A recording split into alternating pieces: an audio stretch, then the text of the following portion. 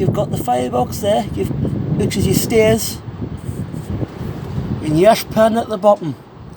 You've got your eccentric rod there, and your eccentric sheave. And there's all your motion. So before you steam up the engine, or when you lit the fire, you've got to go in there, and between all this, when it's cold early in the morning, you've got to oil up. There's your spring. As you're coming out of the engine, you'll see that the cylinder there, that's cast iron. In there, you would have your glands. It's called gland packing, graphite or something. And obviously there's your wick to keep everything wet, because that moves back and forth. That drips from there onto there, which it lubricates that. That there lubricates down onto that. That would be a fossil bronze bearing. But back in the olden days they would have used brass. There's your split pin. Moving over to the front of the engine, you have cylinder drains. Your main pipe leads to inside there to the side. And that's your steam blower. That's your steam blower that uses a bit of steam to excite the fire. And there's a place in there, the smoke box, a big void in the smoke box.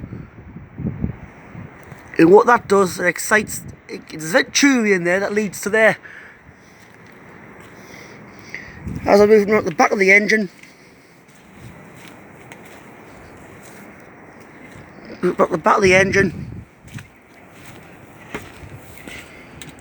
there's a footplate.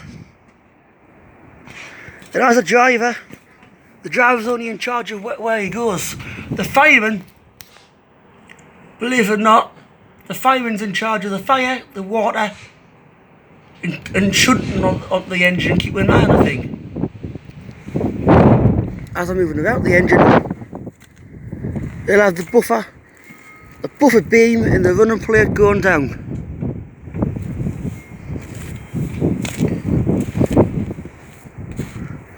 That's the back of the engine of Horden. That light will work off paraffin, and probably paraffin only. There's your coupling. That's your coupling. It's your coupling hook, and that is your couple. So you imagine shunting that around all day. It's a bit of work. And that's your vacuum pipe, which is a control valve in the footplate that allows access to go towards that, which helps pull the carriages. Which is when you're hauling trains with passengers, you've got to have one of these attached to the engine. Not all engines do. Moving around the side of the engine, it's basically the same as the other side really. There's not really much to show other than a mud hole door. I'll come to that in a minute. But as you come around, it's not really a mud hole door, but you have the injector again. The injector, which gets fed through there and up through this pipe, as you can see in my hand. Gets fed through there into the clack, which is a stainless steel ball somewhere in there, in the middle. That's probably seated.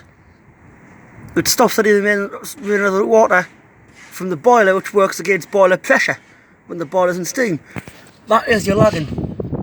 It keeps the boiler insulated. And what that does also keeps the boiler warm. It helps with a lot of things. This, as you can see, is sticking out, is your joint. Nowadays you would call them a gasket, but it's a joint. That is your balance lever for the spring leaf. As I move back towards the engine again, that, as you see, is the blowdown valve. And what you do at the end of winter, or if you leave the engine for a long time, you don't store it wet, you store it dry.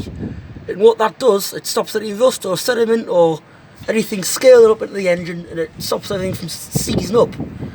So that is a blow-down valve. You open that with a big spanner or something, all the steam will come rushing up there and down there, out there on the floor. Then again, there's your brake. Not much to show. There's your wheels, that's your flange. On colliery engines, believe it or not, on Twizel at here, which I will show at some point in the vlog, at some time in the channel, they don't have a flange because it helps to get down tight curves. As I move out the engine, you've got a brake block, you've got your eccentric.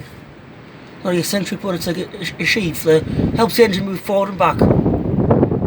But this is inside the engine. That's the inside. That's the underside of it.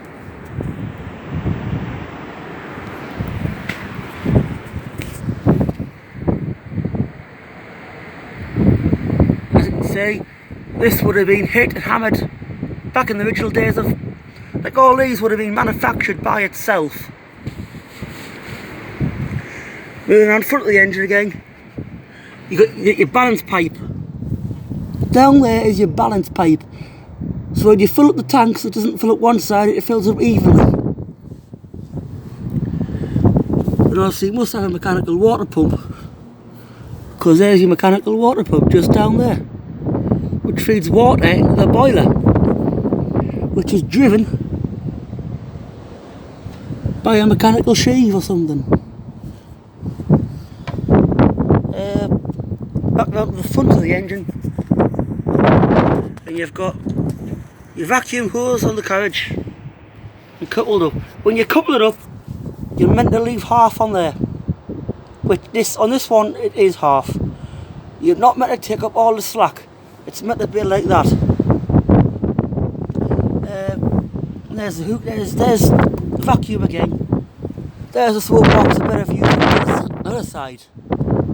And there's your displacement lubricator. You undrain that valve, and that valve, and after a run, you will drain any of the water out. And that's it. Thank you for watching my channel. Please like, comment, subscribe, like what you'd see next time. If you've got anything you'd like to see at the museum, please comment on the video and let me know what you'd like to see. There's engines, there's Stuart engines, there's everything. It's the world's oldest railway in the northeast. Thank you.